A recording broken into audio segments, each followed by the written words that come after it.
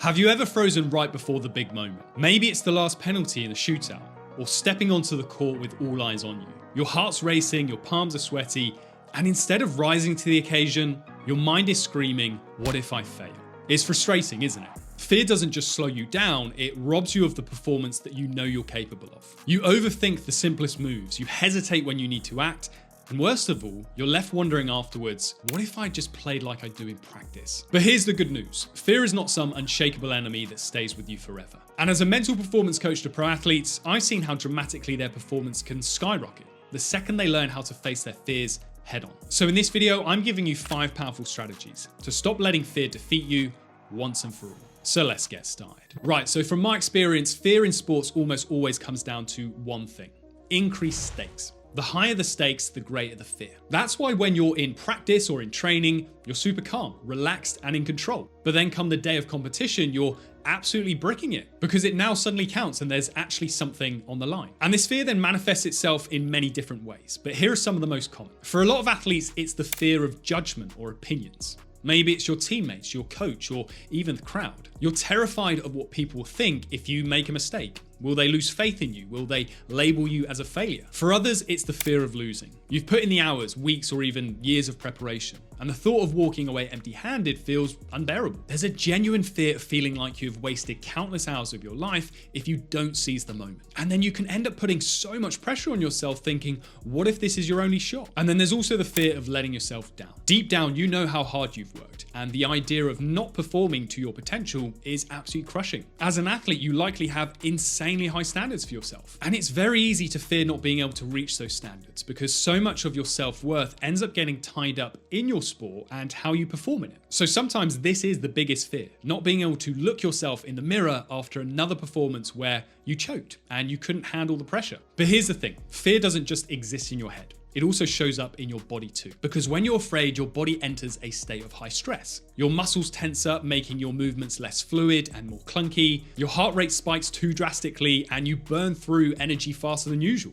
On top of that, fear clouds your decision making. So instead of trusting your instincts, you second guess every move, which just slows you down and leaves you a step behind. The result of this? You're no longer playing at your best. Fear takes away the freedom and flow that you often feel in practice and replaces it with just hesitation and doubt. But don't worry, because you can break free from this cycle and perform with confidence no matter the stakes. Because we'll now run through the 5 things that any athlete can do to overcome their fears for good. And the best part, it conveniently spells out fears. So F stands for focus on the present. One of the biggest traps athletes fall into is what I call mental time travel. You're either stuck in the past replaying mistakes and beating yourself up over them, or you're leaping into the future imagining worst case scenarios before they've even happened. And both of these create the perfect storm for fear to thrive. In a lot of team sports, there are often natural breaks in play. Timeouts, pauses in between possessions, halftime, but these moments can become dangerous. Your mind can wander to past mistakes or future outcomes. In individual sports, there's often breaks in between shots, rounds, or attempts, and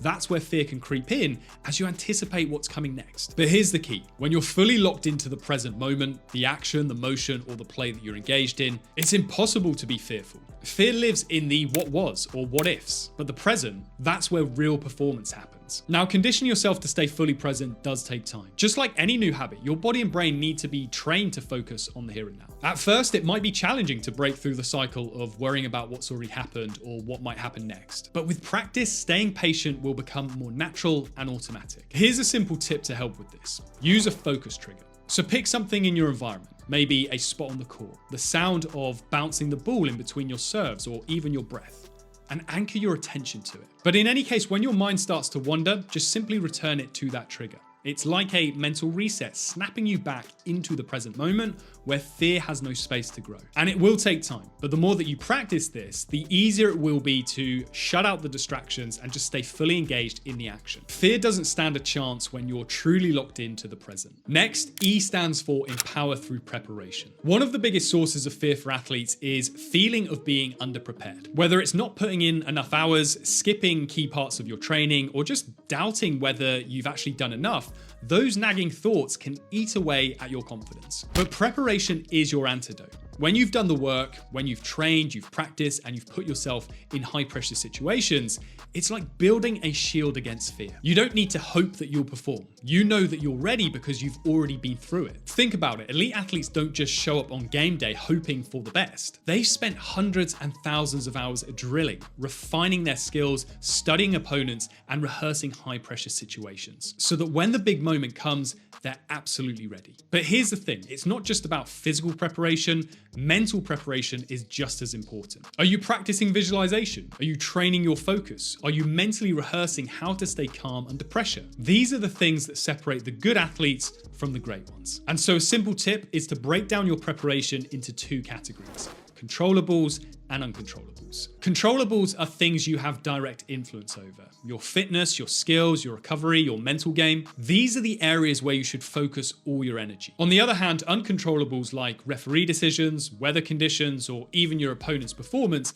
are actually outside of your influence and deserve no space in your mental energy. Now here's why this works. When you pour your effort into the controllables, you eliminate the what ifs. You know you've trained hard, you've refined your technique, you've managed your recovery, and you've prepared well mentally. You've checked every box within your power. And the more you feel like you've done everything that you could, then the less room there is for fear to creep in. And it's not about being perfect. It's just about knowing that you've controlled what you can. That kind of preparation gives you the confidence to step into any challenge and know that you're ready. So next up, A stands for accept and reframe. Here's a truth most athletes don't want to hear. Fear is actually normal.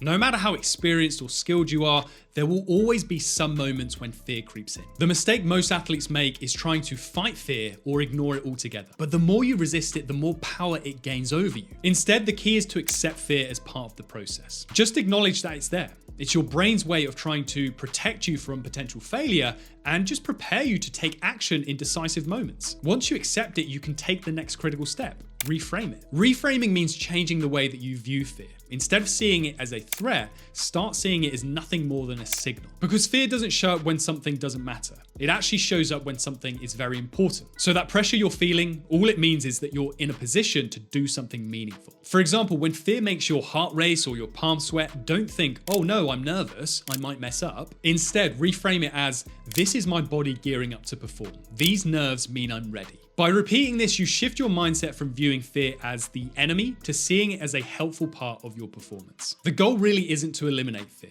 It's to transform it into fuel. Accept it, reframe it, and watch how your fear stops holding you back and instead starts pushing you forward. And then R stands for regulate your body. Fear doesn't just live in your mind, it shows up in your body too. When you feel afraid, your body reacts. Your heart races, your muscles tighten, your breathing becomes shallow, and your energy feels scattered. All this is your fight or flight response kicking in, an evolutionary survival mechanism that's just designed to keep you safe and alive during emergencies. But during competition, if this response spirals out of control, it can hold you back rather than help you. Why? Well, because fear-driven physical responses disrupt your performance. Tight muscles make movements less fluid, shallow breathing starves your brain of oxygen, and scattered energy makes it hard to focus. Fear literally works against the control and precision that you need to succeed in sport. That's why learning to regulate your body is crucial. Fear may show up, but it's how you handle its physical effects that can decide whether you become overwhelmed or stay in control. The most effective way to do this is through intentional breathing. So to do this, it's incredibly simple. Just practice deep rhythmic breathing to calm your nervous system. The beauty of deep breathing is that it doesn't just calm you in the moment, it trains your body to respond more calmly to fear over time. With consistent practice, you'll find it easier to stay composed and confident under pressure. When you regulate your body well, you take away fear's power.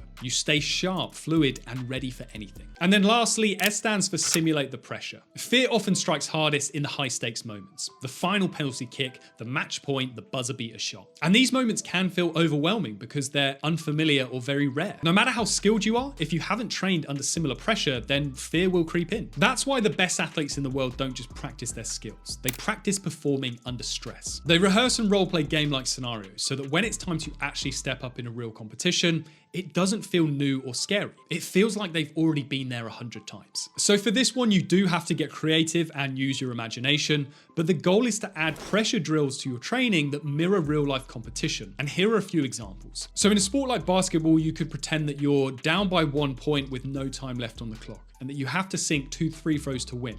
and also have your teammates heckle you from the sidelines to add some distractions. And then in something like football, practice penalty kicks with your teammates surrounding you as if it's the cup final. Other things you can do is add a reward or punishment when competing against teammates on drills, such as the loser has to buy the winner a coffee, or the loser has to do a forfeit of some push-ups or another lap of the field. Another good one is practicing with a crowd soundtrack if you're someone who gets fearful playing in front of a large audience. And one super underrated thing is to introduce fatigue into your practice to simulate the exhaustion of high pressure moments. For example, in a sport like tennis, sprint to each corner of the court 5 times before serving or returning a critical point. This can prepare you for long sets that end with a nail-biting tiebreaker. So look, you have to be creative here, and it won't exactly replicate the pressure of the real thing, but just ask yourself, how can you get as close as possible to that feeling through adding something like one of these into your training? When you've trained under pressure, you create a sense of been there, done that. Those moments that used to feel overwhelming become just another part of the game, and you no longer doubt yourself. But I know that self-doubt can still creep in as an athlete during the big moments. So to help you destroy your self-doubt for good, check out this next video here.